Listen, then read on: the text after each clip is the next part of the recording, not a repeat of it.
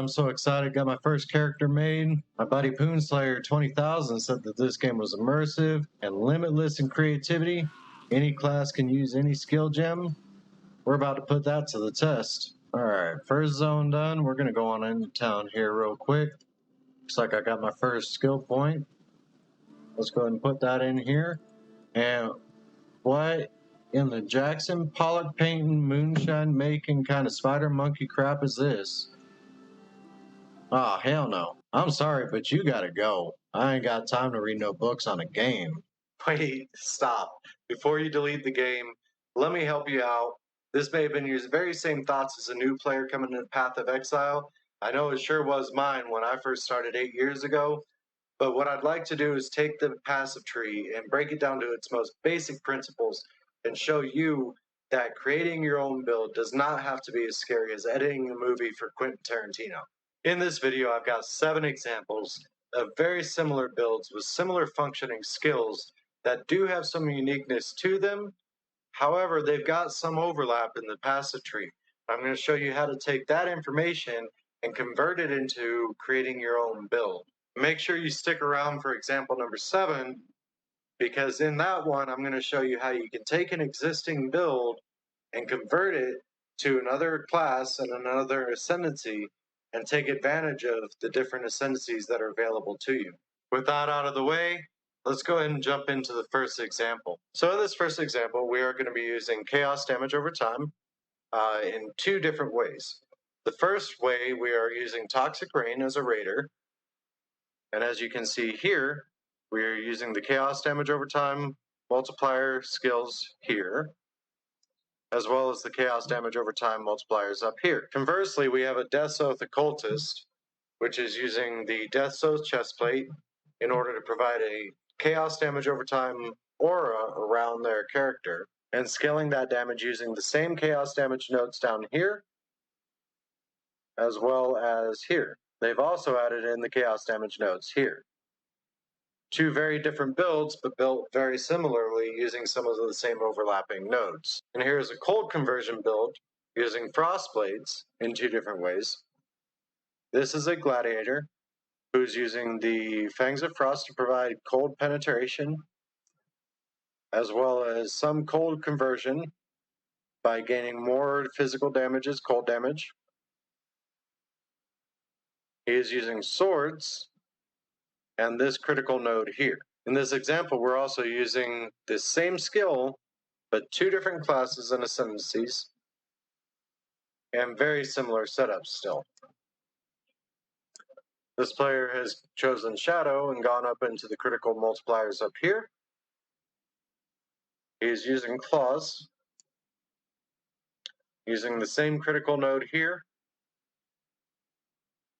Instead of converting physical to damage or physical to cold, though, this player has chosen to go straight up cold damage, using the existing damage from Frostblades, but is still using Fangs of Frost as well. These next 2 builds have very little overlap, but I did still want to show them because there are 2 different ways to scale damage using these variants as well. In this particular case, this player is using Val Cold Snap, which does benefit highly from getting cold damage nodes, which you see are up here. This player has also used Frostwalker down here, but has also chosen to go the damage over time to scale the overtime effects of Cold Snap. There is also the cold damage over time multipliers over here. The one area of overlap between this build and the following one is right here at Prodigal Perfection. This is a completely different skill, and some overlap could happen between this build and the other. However, these 2 players did choose to go 2 different ways with their builds. This player has gone critical strike chance and multiplier here, here, and this player has used an intuitive leap to reach Prodigal Perfection as well, and then has opted to go for the cold damage nodes up here.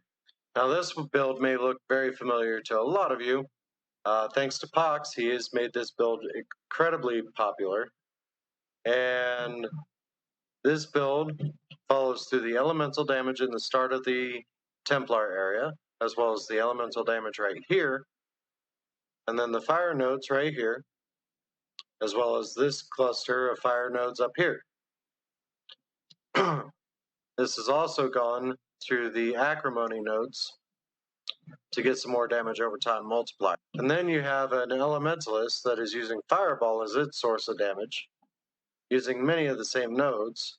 As you can see, this player has chosen to go through the fire damage nodes here, still chosen the same fire nodes as the Righteous Fire build. The damage over time multiplier nodes here, these fire nodes here, and also dip back up into the elemental nodes in the Templar starting area. And then we move into two builds that are very similar yet very distinct at the same time. This build uses Val Arc, going crit, in these nodes here, picked up some lightning damage here, picked up some lightning damage here, some more crit and crit multi over here, some more lightning damage right here, and then some more crit and crit multi here. And then this player uses a staff and has picked up the crit and crit multi here. Now you could have used that same exact build for ball lightning as well. However, a lot of overlap does exist in the crit and crit multi here, as well as a little lightning damage here, and some crit and crit multi here. However, this player chose to go for the maximum power charges and chance to gain them on kill, as well as some increased increased damage per power charge. And then picked up the extra power charge here and here. So now we move into a couple of my favorite examples on this list, because I'm working on a Corrupted Blood Guardian right now, which would use a lot of the same nodes that are listed in these two builds. First, key points of overlap would be right here, picking up these physical damage over time multipliers, as well as these physical damage over time multipliers, and then coming down here for some life or effect and defenses along the left side of the tree. And then you come to a bleed build, which uses a lot of the same abilities. Here they've chosen to go with the bleed node, or bleed wheel. They've chosen defenses along the left side of the tree, picked up the same damage over time multipliers here, and then using a impossible escape jewel, they've been able to pick up the physical damage over time multiplier here, as well as this physical damage node. So now another example I'd like to show you of taking a build and converting it into another class or ascendancy is the Tornado Shot Deadeye that I have here on screen. This build was able to pick up spell suppression here, the bow nodes here, crit nodes here, cold conversion here, and then Fangs of Frost for cold damage penetration, as well as these projectile nodes here. And then this player has chosen to go with a Berserker and copy almost identically the same build. Picked up some critical strike chance here and chance to deal triple damage.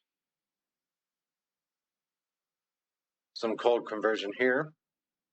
The same crit nodes, the same bow nodes, and the same projectile nodes down here. The problem with doing this, though, is you have to spend a whole lot more points here to get over to the same side of the tree. So he may have made the choice to sacrifice the spell suppression here, as well as the Fangs of Frost down here. All right, change of lighting. It's been a long day. I've been trying to record this video for a while, and I want to get it right for you guys because I want to make sure that I address everything.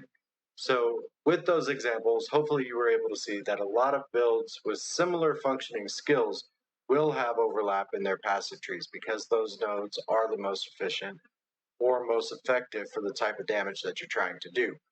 To make it all simpler, though, I'd like to show you how I divide the passive tree into 3 sections and understand what I'm going to be trying to build using those sections.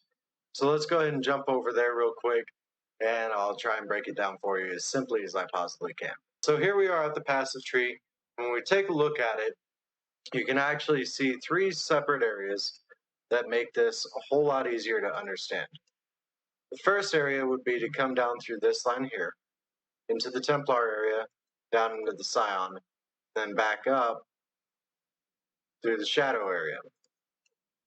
In this big section here, what you're going to find mostly is your brand damage affecting nodes, your minion damage affecting nodes, your spell damage affecting nodes, your elemental damage affecting nodes, and your chaos damage affecting nodes. The defensive types that you're going to find in this area is mostly going to be a little bit of shield and spell block, as well as you're going to find a lot of energy shield increasing abilities, as well as one of the most common nodes that people talked about was chaos inoculation over here.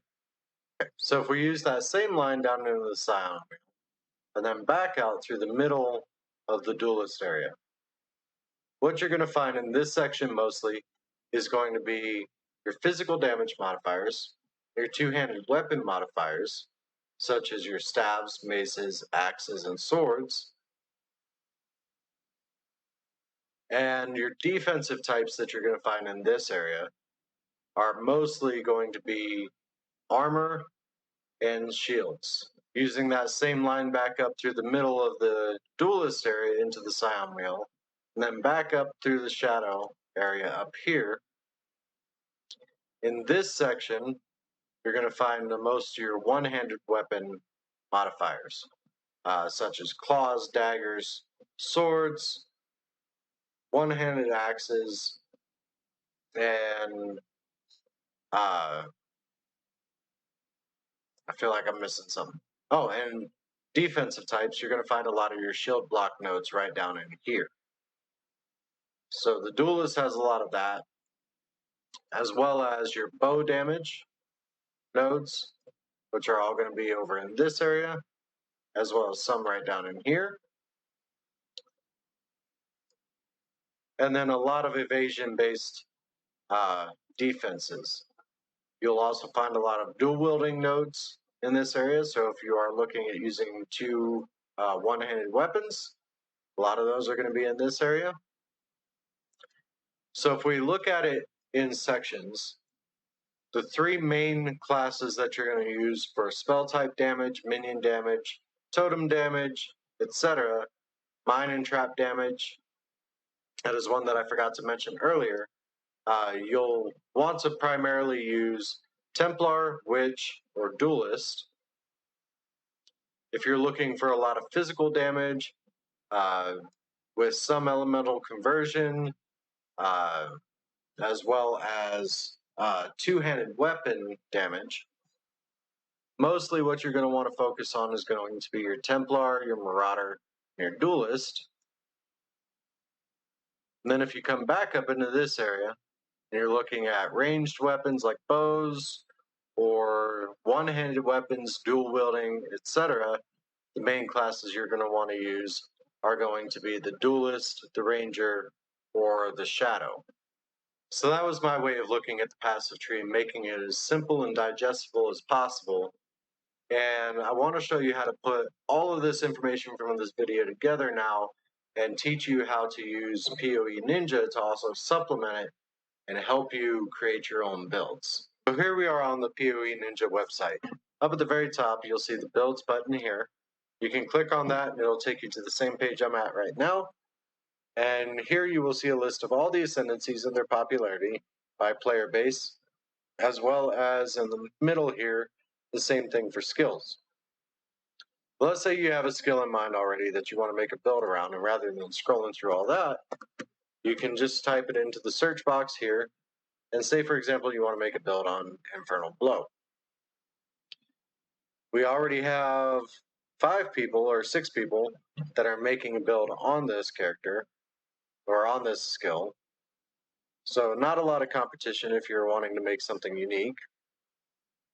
However, if you want to get some ideas for a starting point, you can simply click on this button here, copy this player's build into Path of Building, and this is something completely different here.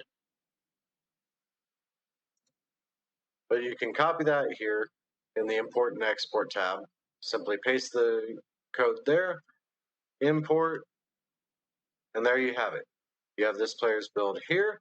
You can actually add another tree if you want to take a look at a second variation of it.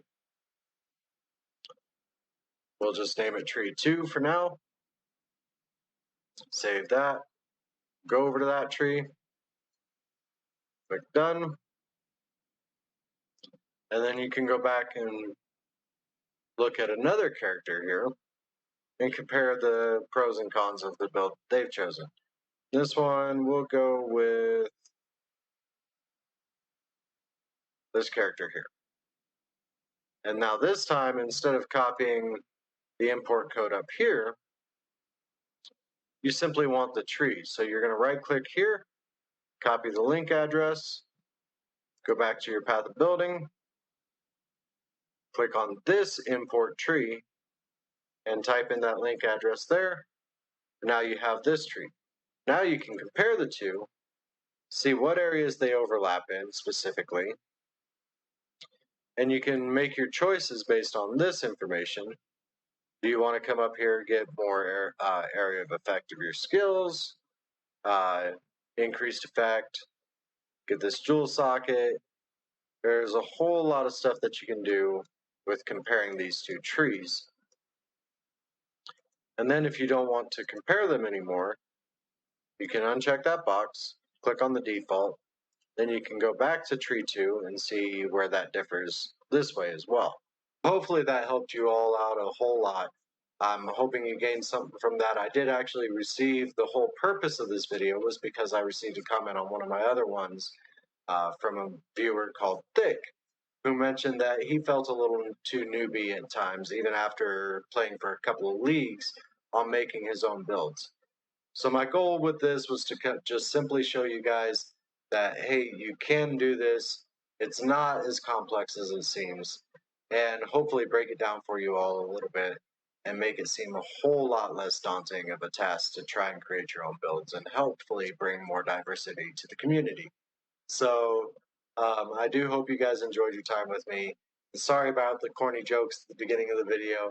I just can't help it. It's a little bit of my personality. So trying to do a little better with the videos as well. If you have watched any of my past ones, this one obviously has involved a whole lot more editing, a whole lot more cutting, splicing things together, and trying to make it as digestible and as entertaining as I possibly could. So if you think that I've done that, please hit a like and a thumbs up down at the bottom for me, and maybe even throw me a subscribe, and it would be greatly appreciated. It means the world to me every time I get to interact with you guys. So hopefully I will see you guys in the next one.